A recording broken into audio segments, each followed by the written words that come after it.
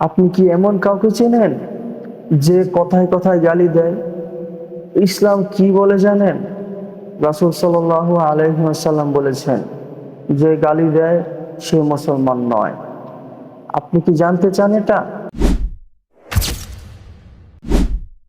ইসলাম তাদের সম্পর্কে কঠোরভাবে সতর্ক করেছে যারা কারণে অকারণে মানুষকে গালাগালি করে, অপমান করে বা কটু ভাষায় ব্যবহার করে।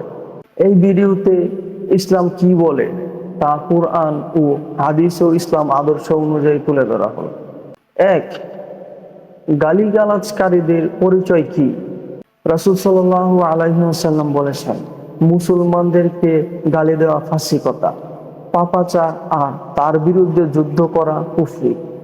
সহিহ বুখারী হাদিস 48। অর্থাৎ যে ব্যক্তি গালিগালাজ করে সে নিজেকে ফাসিক বা পাপাচারী কাতারে ফেলে দেয়। ২. অশ্লীল ভাষা ব্যবহারকারীর পরিচয়। রাসূল সাল্লাল্লাহু আলাইহি ওয়াসাল্লাম বলেছেন, মুমিন ব্যক্তি গালিগালাজকারী, লাঞ্ছনাকারী, অশ্লীলভাষী এবং অভিশাপদাতা হয় না। তিরমিজি হাদিস 1977। অতএব যে গালাগালি করে সে প্রকৃত ঈমানদার নয়। ৩.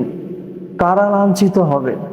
কুরআনে আল্লাহ তাআলা বলেন, দুর্ভোগ সে ব্যক্তির জন্য যে পিছনে নিন্দা করে এবং সামনে অপবাদ দেয়। সূরা হুমাযা আয়াত ১।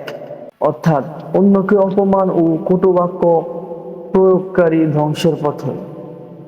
৪. গালাগালি মানুষের আমল ধ্বংস করে দেয়।